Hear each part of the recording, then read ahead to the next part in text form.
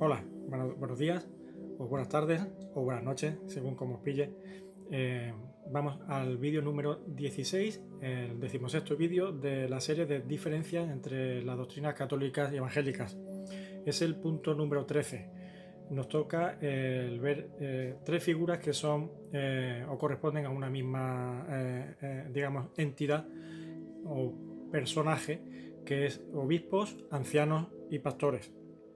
Las epístolas de Pablo, de Juan, de Santiago, de Pedro, nos presentan una figura que está puesta por el Señor, que es para el servicio de la iglesia local y que tiene, por tanto, la autoridad y el respaldo del Espíritu Santo, que es el que enseña y guía en todo lo que es referente a la verdad de Dios.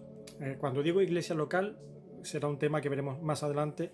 Me refiero a los grupos o a las congregaciones que se reúnen independientemente y cada una cuenta con estas figuras, ¿vale? Cada iglesia local contiene estas figuras que estamos diciendo y que vamos a ver.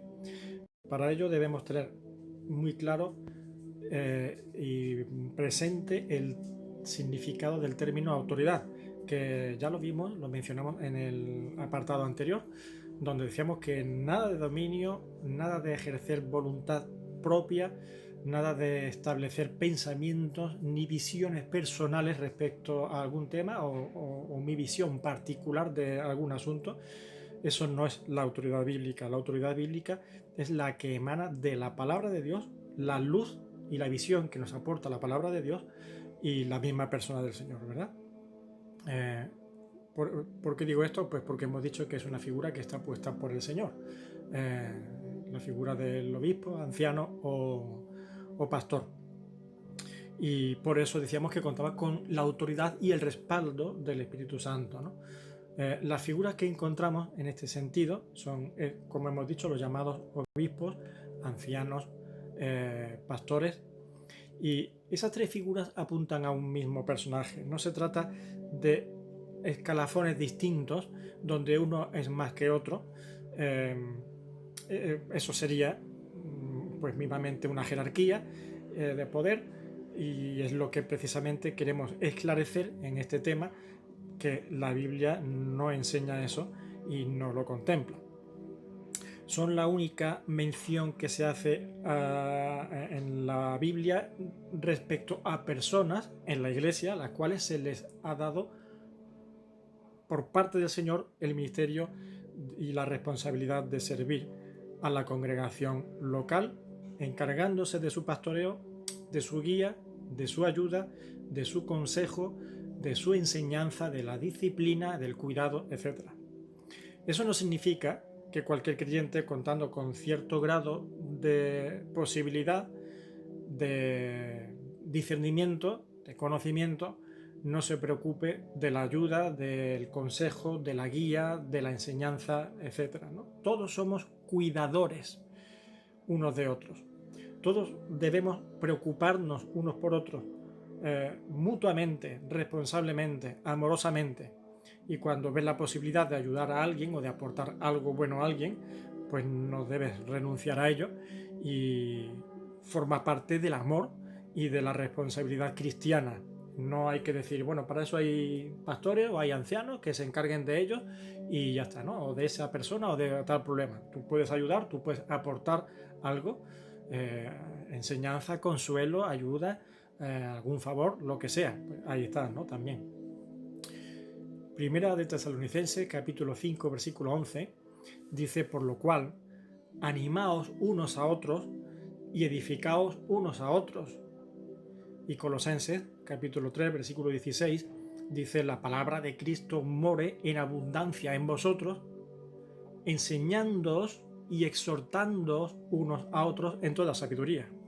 De forma que es una manera generalizada de ayuda mutua, de enseñanza, de crecimiento, de aportación mutua, siempre basados como hemos leído, en la palabra de Cristo. La palabra de Cristo mora en abundancia en vosotros, y de esa forma ahora enseñaos y exhortaos.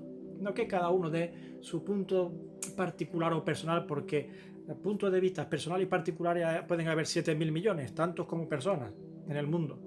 Pero no se trata de eso, se trata de aportarnos lo que hemos recibido del Señor y lo que el Señor enseña. Pero el Señor nos enseña que hay personas que están preparadas, escogidas, capacitadas por Él como un instrumento concreto, específico para ese ministerio o propósito, ¿no? Por tanto, no se trata de una curia ni de una jerarquía de poderes. Se trata de una única figura, sin superiores a los que hay que darles cuenta y a los que hay que someterse, que más que poder se les encarga servicio y que más que cargo se les da una carga, ¿ok? No confundamos eso. No se trata de poder, sino de servicio. No se trata de cargo, sino de llevar una carga. Eso es importante. Los sustantivos usados como obispos, ancianos o pastores tienen un significado que ilustran ese ministerio que va a llevar a cabo tal persona, ¿no? Como dije antes, no se trata de una diferencia de autoridad o de importancia. No es más un obispo que un maestro, que un pastor, o un pastor que un anciano, etcétera, ¿no? Ni viceversa. Obispo, ¿qué es obispo? Pues obispo es un sobreveedor, también se llama así, el que ve por encima de. Es como un pastor que está entre ovejas y por tanto al estar entre ovejas, las cuales son más bajas en estatura, en tamaño que él a nivel físico, él tiene capacidad de ver más allá el horizonte, puede ver al lobo de lejos, cosa que la última oveja del rebaño no lo ve, o la que está en el centro, pero el pastor, aunque esté en el centro o al final, por la altura en la que tiene la visión, es capaz de ver al lobo, el peligro o lo que sea, ¿no?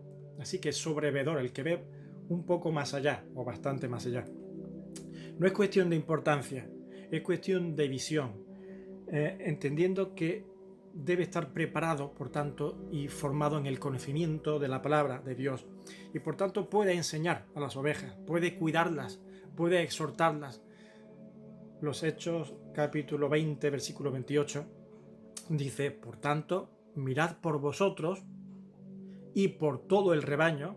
Hay que cuidar de uno mismo y de los demás, pero nunca descuidarse a uno mismo. Y por todo el rebaño, en que el Espíritu Santo os ha puesto por obispos para apacentar la iglesia del Señor, la cual Él ganó con su propia sangre. Así que mirad, puestos por el Espíritu Santo, no es cosa de hombres, por obispos para apacentar. Aquí vemos cómo cómo encajan, ¿verdad?, ambas figuras, el de pastor y obispo. El que ve más allá, el que tiene una visión que pues está preparado para ver peligros que otros no han visto o no han podido ver antes y hacerlo como un pastor.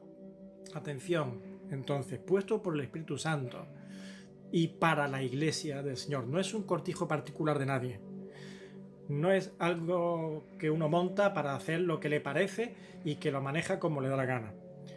Estoy hablando de una forma muy, muy popular, ¿no? Esto no es un cortijo propio, ¿no?, como se suele decir. Ahora, esos son los obispos. Los ancianos, es la misma persona, pero mirad qué término. Ancianos muestra o nos lleva a pensar en un sentido de madurez. La experiencia, el conocimiento, el tesón, ¿no?, la templanza del anciano, de la persona mayor. Ahora, esto no significa que se trate de ancianos en el sentido literal de la palabra, es decir, de personas de avanzada edad, sino que sí que contengan esas características, como he dicho, ¿verdad? Los ancianos fueron constituidos por apóstoles directamente en un principio. Ahora no hay apóstoles para constituir ancianos. Así que serán los ancianos posteriormente los que van constituyendo, reconociendo ancianos. Pero en un principio los primeros ancianos fueron constituidos por los apóstoles, los cuales fueron constituidos por Jesucristo personalmente, ¿no? Así que no consiste en un sistema de votación democrática entre los miembros de la congregación. Venga, la iglesia se va a reunir y vamos a ver la mayoría cuál es el que nos gusta o el que nos parece, ¿no? Sino que se trata de la observación por parte de los ancianos, de los que ven, pues la observación de aquellos miembros que muestran ciertos dones, ciertos frutos, cierto carácter propio y oportuno para un ministerio que a la vez es respaldado por el testimonio o por la guía de la palabra respecto a unos requisitos que más tarde veremos. Así que, por cuanto el obispo o anciano puede ver y tiene la preparación, la capacidad, la experiencia de la visión que no tiene la oveja, no serán las ovejas las que decidan, las que elijan, las que entiendan o disciernan el llamamiento del Señor, sino que serán los propios ancianos los que vean a otros entre las ovejas, ovejas que destacan, ovejas que se caracterizan, como he dicho, por unas cualidades espirituales como para ser tenidas para el pastoreo de la iglesia. Es necesario que haya más de uno. No es un único obispo, no es un único pastor, no es un único anciano. Queréis llamarlo como queráis, es lo mismo. Pero lo ideal es que no sea uno, que haya un mínimo de 3, bueno, de 2, pero 3 sería lo ideal para que los 3 hablen y traten los asuntos importantes que han de llevar a cabo. En los Hechos, capítulo 14, versículo 23, dice: y constituyeron, y se refieren a Pablo y Bernabé, constituyeron ancianos en cada iglesia, y habiendo orado con ayunos, los encomendaron al Señor en quien habían creído. Así que mirad, es el apóstol Pablo, con su autoridad como apóstol, el que constituye ancianos en cada iglesia que va él abriendo, o que ya había encontrado abierta y que reconocía el ministerio de algunos allí, ¿no? En Hechos capítulo 15, versículo 2, como Pablo y Bernabé tuviesen una discusión y contienda no pequeña con ellos, con un asunto que hubo, se dispuso que subiesen Pablo y Bernabé a Jerusalén y algunos otros de ellos a los apóstoles y a los ancianos para tratar esta cuestión. Así que lo que vemos es cómo las cuestiones complicadas sobre las que hay que tomar ciertas decisiones, sobre las que hay que tomar cierta postura y decantarse, ¿no? Pues recae sobre los que tienen esa madurez en Cristo, que son los ancianos. En aquel tiempo también estaban los apóstoles. En Hechos capítulo 15, versículo 22, vemos cómo la decisión tomada por los apóstoles y los ancianos, que hemos dicho que eran sobre los que recaía esa responsabilidad, es presentada a la iglesia, la cual sí, ahora en esta ocasión, muestra su agrado a esa decisión, su apoyo, y dice: entonces pareció bien a los ancianos y a los apóstoles con toda la iglesia elegir entre ellos varones y enviarlos a Antioquía para arreglar el problema que habían encontrado. Pero fijaros cómo junto con la iglesia a la iglesia se le hace partícipe de esa situación, no de esa decisión, y la iglesia lo apoya en el sentido de tener en oración y poner delante de Dios para que Dios obre. En Hechos capítulo 16:4 dice: y al pasar por las ciudades les entregaban las ordenanzas que habían acordado los apóstoles y ancianos que estaban en Jerusalén para que las guardasen. Notemos, por tanto, que el acuerdo fue tomado por los apóstoles y ancianos y luego la iglesia muestra su acuerdo. No es una decisión tomada en consenso por la mayoría de la iglesia. Entonces, los versículos siguientes se pueden...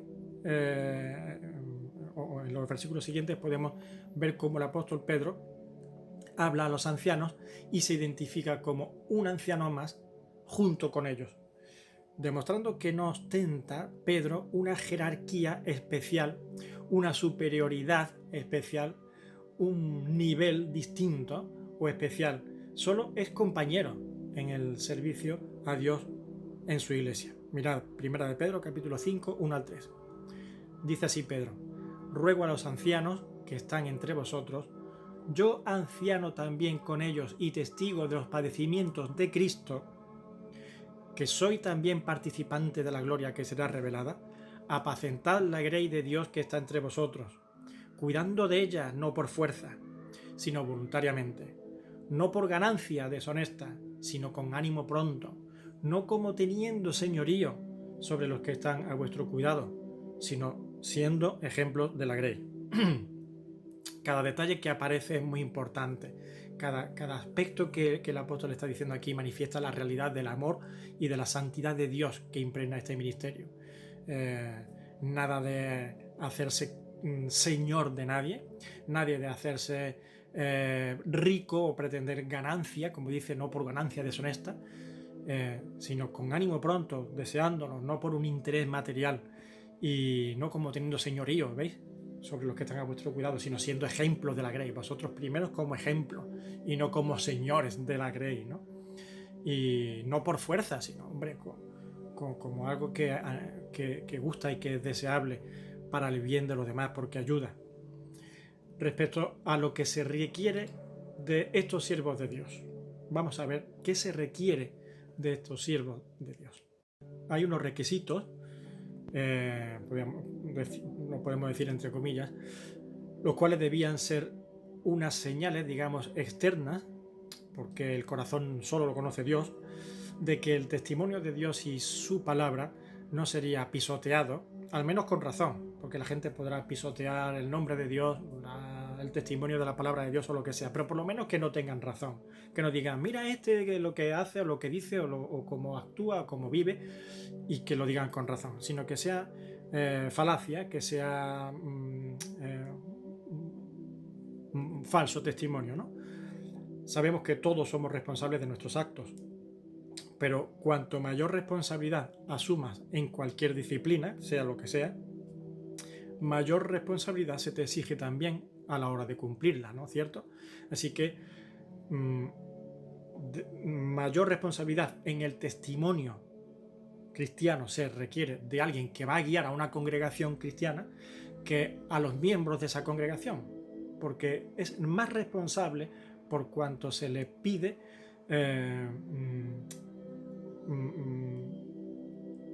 la guía, la enseñanza y la dirección de la cual los otros van a tomar, ¿verdad?, que las ovejas. Esto no significa que los miembros o las ovejas no tengamos que cumplir con tales demandas del testimonio que Dios pide. Todos tenemos que cumplir con esas demandas, con esos requisitos, pero será más responsable un anciano, pastor u obispo si no lo cumple o si falla en ello que un miembro de la congregación. ¿Cuáles son los requisitos? Pues 1 Timoteo capítulo 3 versículos 2 al 7, pero es necesario que el obispo sea irreprensible, marido de una sola mujer, sobrio, prudente, decoroso, hospedador, apto para enseñar, no dado al vino, no pendenciero, no codicioso de ganancias deshonestas, sino amable, apacible, no avaro, que gobierne bien su casa, que tenga a sus hijos en sujeción con toda honestidad, pues el que no sabe gobernar su propia casa, ¿cómo cuidará de la iglesia de Dios? Dice así Timoteo, No un neófito, no sea que envaneciéndose caiga en la condenación del diablo. También es necesario que tengan buen testimonio de los de fuera, para que no caiga en descrédito y en lazo del diablo. Así que, fijaros, una de las condiciones, por ejemplo, es que no sea neófito, alguien nuevo, y que se le dé bien, por ejemplo, ciertas cosas, porque tiene don de palabra, es muy carismático esa persona, ¿no? Tiene mucho carisma. Y pues venga, parece, no un neófito. Se puede envanecer, puede ver en vez de carga, cargo, en vez de servicio, un mando, ¿de acuerdo? Mucho cuidado con ese asunto. Por cierto, nada de celibato, ya lo veremos también. Casado en condiciones, marido de una sola mujer, nada de poligamia, nada de cosas raras, sino con respecto al plan que Dios ha hecho para la familia. Y una razón es que gobierne bien su casa, que tenga a sus hijos en sujeción con toda honestidad, porque, como está escrito, si no sabe gobernar su propia casa, ¿cómo cuidará de la iglesia de Dios, ¿no? Bueno, tantas cosas que son tan lógicas y tan congruentes, ¿verdad? y pues prudente, decoroso, hospedador, apto para enseñar, no dado al vino, no pendenciero, etc. Pues son los requisitos que se piden. Pastor. Pastor es una figura que nos recuerda a las funciones de tal oficio. Incluso yo diría que incluso no solamente a las funciones, sino su carácter, ¿no? La gente del campo, los que viven en el campo del pastoreo, suelen ser gente sabia, tranquilas, valientes, con interesantes virtudes personales, seguramente propiciadas por la nobleza de ese oficio, ¿no? Del pastoreo. Sacar las ovejas, guiarlas, preocuparse por ellas, alimentarlas, cuidarlas de los peligros del terreno, defenderlas de los depredadores, todo eso forma parte de las funciones de un pastor. Ahora, las ovejas no tienen una visión del entorno y no son conscientes de los peligros al mismo nivel que el pastor, ya lo comenté antes. El pastor tiene más conocimiento y ve mejor. Ahora tengamos en cuenta una cosa muy clara. Hemos dicho que todo esto viene de Dios, es por Dios y es para Dios. No consiste en una obra humana, no es de propósito humano, no es de autoridad humana. Así que, aunque es cierto que evidentemente está entregado en manos humanas y así lo ha querido Dios, no nos confundamos. Es de Dios, aunque está en manos de hombres, por voluntad de Dios. ¿Qué significa esto entonces? ¿Y por qué lo digo? Porque, como siempre, la parte humana va a mostrar su debilidad, va a mostrar su imperfección, y por tanto no busquemos nunca la perfección absoluta en estos siervos de Dios. En los requisitos del obispo que hemos visto en Timoteo, en la epístola de Pablo a Timoteo, encontramos que una de las cosas era que fuesen, no sé si os disteis cuenta, irreprensibles. Ahora, eso no significa que sean perfectos, no existe nadie perfecto, sino que no se destaquen en ellos aspectos negativos que sean motivos de ser señalados y afecten al testimonio de la fe, o a la verdad y a la pureza del Evangelio. Pues si el hombre, tal persona, tenía todos los requisitos que tenía, pero el hombre pues le da por estar todo el día oliendo a vino y en un estado de embriaguez, eso no sería ser irreprensible.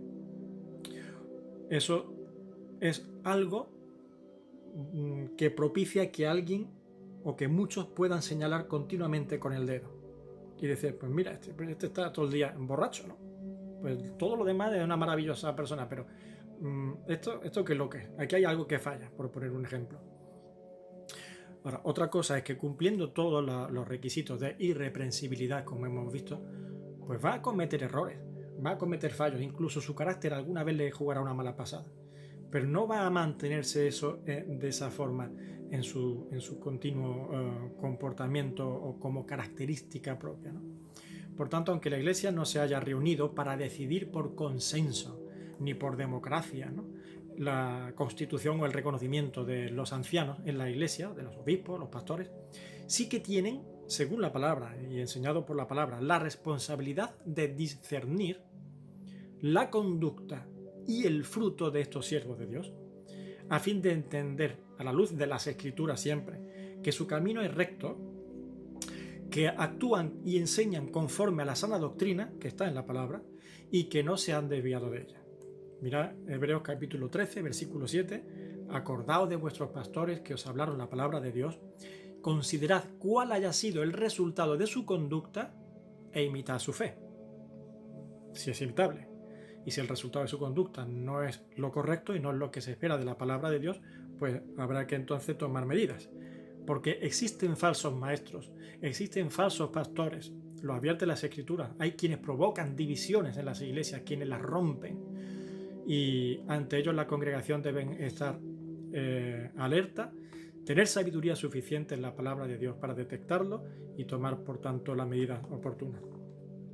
En 2 Corintios, capítulo 11 y versículo 13 dice: porque estos son falsos apóstoles, obreros fraudulentos, que se disfrazan como apóstoles de Cristo. Así que mirad, mucha apariencia, pero después es mentira todo. El apóstol Pablo en Corintios hablará de cómo muchos entraron y diezmaban a la iglesia, es decir, le sacaban un beneficio económico. Y claro, hombre, yo vengo aquí para trabajar por el Señor, así que, y el obrero es digno de su salario, pues entonces habrá que sostenerlo y darle, pues al final buscaban riquezas y buscaban beneficios fruto de la avaricia y no el sustento diario, que el propio apóstol Pablo, siendo apóstol, dice que él trabajaba con sus propias manos, montaba tiendas, era montador de tiendas, para no ser gravoso a la congregación, a la iglesia. Mirad, hay pobres por ahí, ayudad a los pobres. Yo me encargaré trabajando con mis propias manos de cubrir mis necesidades diarias y personales. Es buena la ofrenda, es bueno ayudar, pero ayudar realmente al necesitado. Hebreos capítulo 13, versículo 17 dice: obedeced a vuestros pastores y sujetaos a ellos. Vemos una enseñanza respecto a la obediencia a los pastores. Y dice: porque ellos velan por vuestras almas como quienes tienen que dar cuenta. Entendiendo entonces que el pastor es puesto por Dios y atiende y cuida y lo hace con temor de Dios, es lógico que la congregación le tenga como alguien a quien sujetarse, a quien mirar y ser guiado por él. Pero la congregación nunca debe dejar de ver ni perder de vista nunca a aquel, y digo aquel con mayúscula, que es el único modelo perfecto a seguir. ¿Y quién es? Pues ningún hombre en el mundo. No es ni el mejor de los pastores, ni obispos, ni ancianos que puedan conocerse en ninguna de las congregaciones de este mundo.